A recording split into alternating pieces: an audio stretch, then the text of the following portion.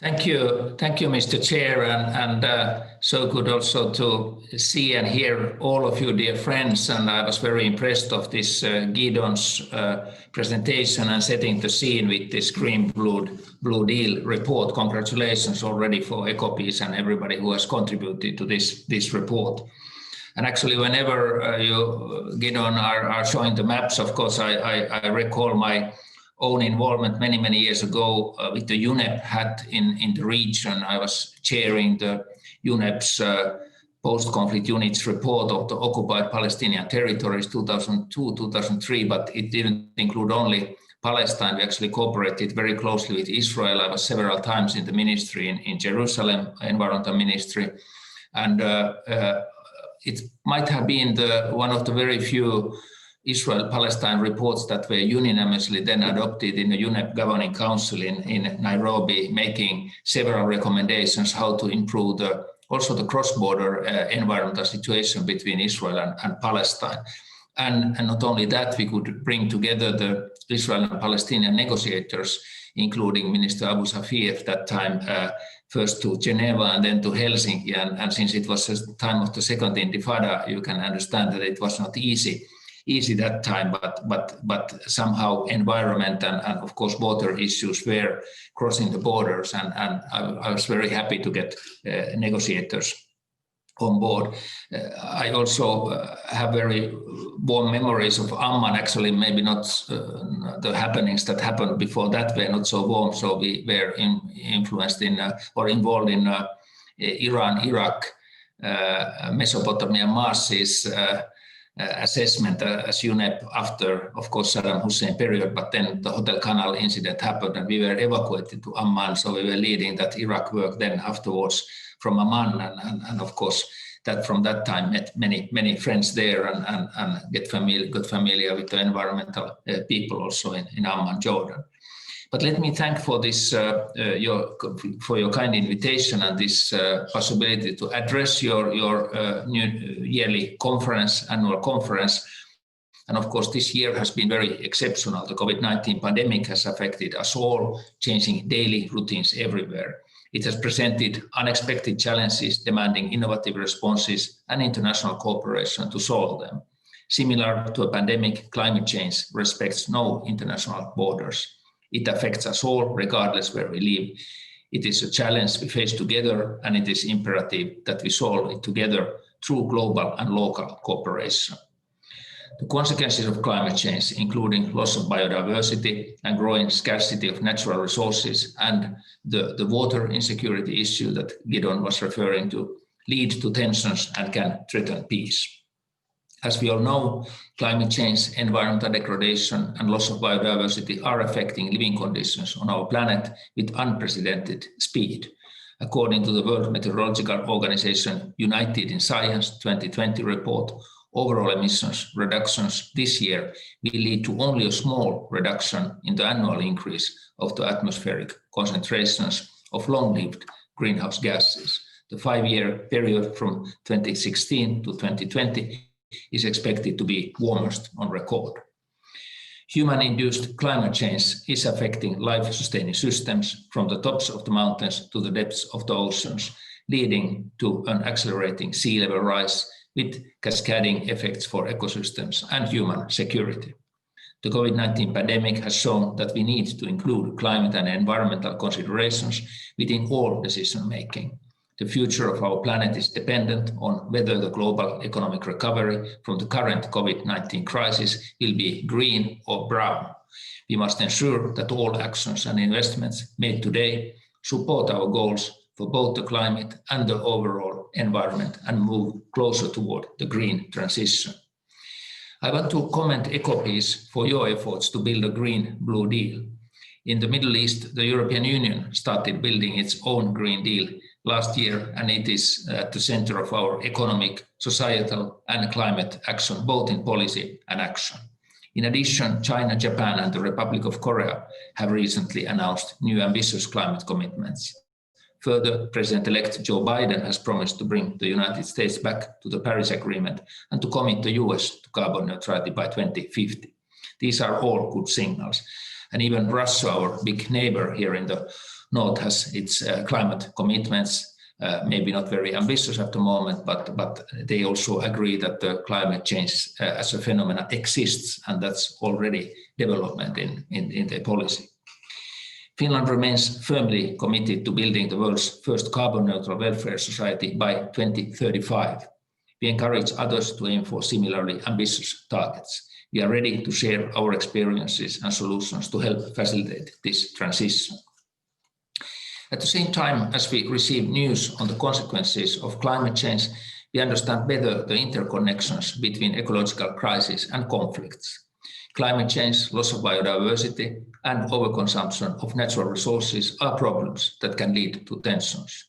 However, our experience shows that effective and equitable governance of shared natural resources, along with their fairer distribution, can effectively prevent conflicts at all levels. Environment is thus a common denominator, not only for challenges, but equally for solutions.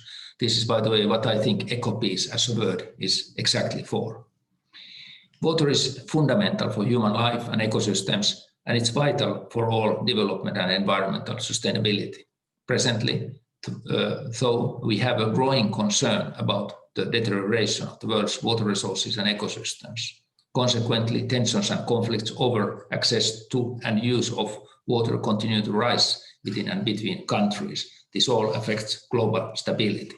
I was just today talking to the Egyptian foreign minister on the Gerd Dam issue, and where the negotiations unfortunately have been halted for obvious reasons, but it's not good progress that's happening there. At the same time, it could be argued that water scarcity itself is often not actually the problem, rather it's the lack of cooperation and mechanisms for the management of limited water resources that create conflicts. Transboundary water resources constitute more than 60% of global freshwater resources, and as such, they should not only be seen as causes of conflict, but also as opportunities for cooperation between and among neighboring countries. Water has the potential to play an important geopolitical role, as it is the only natural resource that crosses country borders in a concrete and easily measurable manner. Finland has long-standing successful experience in transboundary water cooperation with its neighbors and partner countries. The Finnish-Russian transboundary water cooperation is considered one of the best in the world, and it has the potential to be used elsewhere as a model. Allow me to address this in a little bit more detailed way. We have a river Vuoksi that forms the backbone of Finland's transboundary cooperation with Russia. This river has important hydropower dams in both countries, and their regulation capacity is crucial for flood and drought control. The transboundary water agreement between Finland and Russia includes clear trade-off analysis and compensation mechanisms that run both ways. While this example of transboundary water cooperation is considered a success, I wish to remind you it should not be taken for granted. The river Vuoksi became transboundary only after the Second World War, when Finland lost adjacent land areas to Soviet Union, including most of that river. The starting point for cooperation was therefore highly contentious and required strong diplomatic measures and long-term negotiations, water diplomacy in its true sense. The agreement with Russia is in line with contemporary principles, even though it was signed in 1964. First, it covers all waters crossing the border, and second, it includes all relevant issues such as discharge management, flood and drought control, water quality and fish migration, data and information exchange, and even potential consequences on public health and economy. It is a comprehensive agreement that works still after 50 years. Dear friends, turning now towards the Middle East region. As emphasized in the Green-Blue Deal, the impact of the climate change in the Middle East is anticipated to be particularly extreme.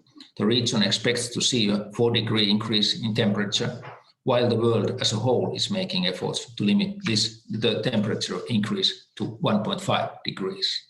Simultaneously, the Middle East is the most water-scarce region in the world. Water scarcity also threatens food security. In fact, all the Levantine countries face extremely high water stress risk. For instance, the water shortage of Jordan is alarming. The already scarce water resources are even more under pressure due to population growth and the influx of refugees. It is paramount to invest in sustainable water use and water recycling. Desalination alone does not provide sustainable results, so it is essential to develop also other solutions. The scarcity of available water resources is also at the core of the conflict between Israel and Palestine. Currently, the occupation implies that Palestine has limited access to and control of most of its natural resources. The pollution of aquifers, the lack of wastewater management, and desertification will be critical issues for the future of Palestine and Palestinians, and will probably be amplified by the impact of climate change. Solving water issues has to be a fundamental element in solving the conflict. Tackling water issues will benefit not only Palestinians, but everyone. Once again, environment can be the common denominator. The 2 million people in Gaza depend to a large extent on international humanitarian and development assistance. Access to drinking and clean water remains a huge issue. Finland has been supporting construction of Gaza water infrastructure through multi-donor cooperation under the auspices of the World Bank. Finland also participates in the resilience building in the Palestinian Area C, where basic services of vulnerable communities, including water and energy infrastructure, need support. In order to build back better and greener, new ideas and initiatives will be in high demand. The Middle East Green-Blue Deal recognizes the interdependency of Israel, Jordan, and Palestine in issues related to water and energy, and offers solutions. In order to solve problems, cross-border cooperation is needed. We recognize and support the work of civil society in this key issue. However, in the Middle East, water and energy remain sectors where political actors must also engage and make necessary decisions. New initiatives must always consider the history of previous efforts and build on that legacy. Organizations such as UNEP have a history in facilitating environmental consultations between parties in the region, as I mentioned in the beginning. Dear friends, equitable and sustainable water use is essential for maintaining peace, which should be our common goal. We must enhance transboundary cooperation at all levels and increase the promotion of water security in global arenas. As the Strategic Foresight Group stated as part of their key conclusion in 2017, any two countries engaged in active water cooperation do not go to war for any reason. This also has been the Finnish experience. We are happy to share our knowledge and experiences, and by doing so support peace and stability in the region. Then in the end, I have a proposal. I discussed this shortly with also Gideon earlier, but I think your excellent document, Green-Blue Deal, needs some kind of continuation and maybe a roundtable concept where regional actors and maybe some international actors could come together on expert roundtable. And I would be very happy to host such a roundtable, maybe in the form of video conference like we do now in the COVID times, or if possible, even physically. And I think it's time to get the actors also from Israel, from Palestine, from Jordan, together, discuss these conclusions of your report and maybe the steps forward with maybe good international experts that could help and look what the Green-Blue Deal for the region could mean. And of course, I would very much welcome the ministerial level participation from Israel, from Jordan and Palestine to such a roundtable. Thank you for this opportunity, and unfortunately, I will not be the whole conference with you because our government is just having a meeting on corona issues and how to distribute the vaccination and vaccines when it will arrive to Finland, and that's a highly political and highly sensitive question. So I will be there discussing with my colleagues, but it has been such a pleasure to be with you in this conference. Thank you, and back to you.